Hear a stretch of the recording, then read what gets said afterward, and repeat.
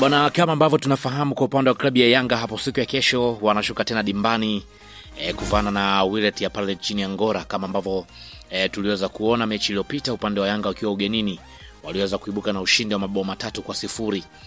Sasa huu ni mchezo mwingine ambao kwa upande wa klabu ya Yanga tunasema kwamba wanahitaji ushindi wa aina yoyote ile au wanahitaji sare ya aina yoyote, lakini pia hata wakifungwa 2-0 ama 1-0 bado kwa upande wa klabu ya Yanga watavuka na kwenda kwenye hatua inayofuata. Mechi ya kesho tunafahamu itakuwa ni ya kufunguka zaidi kwa sababu kwa upande wa Wydad watakuwa hawajaja kupa kibasi, bali wamekuja kutafuta na wenyewe ushindi ili waweze kuweka rekodi kama inaweza ikatokea. Sasa tayari kwa mwalimu Romain Folz ameweza kuweka wazi wachezaji ambao watakwenda kuhusika moja kwa moja kuelekea kwenye mchezo huo wa siku ya hapo kesho. Tayari na majina hapa na mimi nitakwenda kukuangazia moja kwa moja wachezaji ambao watakwenda kuhusika.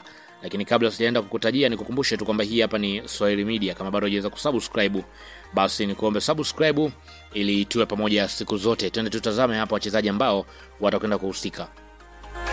Kwa upande wa magolikipa yupo golikipa Abdultwari Msheri, golikipa nambari 2 ndani ya klabu ya Yanga. Lakini pia yupo golikipa Djigui Diarra ambaye naye pia ameweza kuorodheshwa kati ya wachezaji ambao watakwenda kuhusika moja kwa moja kuelekea kwenye mechi ya hapo siku ya kesho dhidi ya Wydad. Lakini pia nikienda kutizama kwenye upande wa mabeki yupo Israeli Patrick Mwenda, lakini pia yupo Kibwana Shomari. Kibwana Shomari ambaye kwa sasa hivi ni kama hivi nafasi yake imekuwa ni finyu kweli kweli. Lakini pia yupo Mohamed Hussein Zimbo Jeyara ambaye yupo kwenye orodha ya wachezaji ambao watakwenda kuhusika, bila kusahau kwa upande wa Shadrack Isaka Boka ambaye naye pia ameorodheshwa kati ya wachezaji ambao watakwenda kuhusika kuelekea kwenye mchezo huo. Lakini pia yupo Bakari Nondo Mwamnyeto. Kwa upande wa Bakari Mwamnyeto ni kama hivi nafasi ipo wazi kwa upande wake ndani ya kikosi cha kwanza kwa upande wa klabu ya Yanga kwa mechi za hivi karibuni. Lakini pia yupo Dickson Job ambaye naye pia ameorodheshwa. Wakati huo pia yupo kwa upande wa Ibrahim Baka ambaye naye pia ameorodheshwa kati ya wachezaji ambao watakwenda kuhusika moja kwa moja kuelekea kwenye mchezo huo. Lakini pia nikienda kutizama kwenye upande wa viungo ambao watakwenda kuhusika yupo Azizi Andambwile.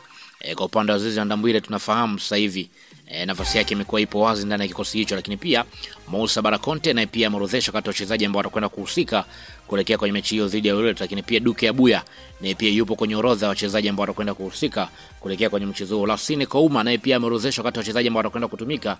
Tunafahamu mchezo uliopita wa pale Angola kwa upande wa Lasine Kouma hakuwepo kabisa hata bench, lakini kwa wakati huko upande wa mwalimu ameweza kumuorodhesha kwenye orodha. Lakini pia Mudathiri Yaya naye pia yupo kwenye orodha. Wakati huo pia Mamadou Dombia na pia ameorodheshwa kati ya wachezaji ambao watakwenda kuhusika kuelekea kwenye mchezo huo. Lakini pia kwa wachezaji ambao wanacheza kwenye eneo la pembeni Edmund John ameorodheshwa kati ya wachezaji ambao watakwenda kuhusika kuelekea kwenye mchezo huo.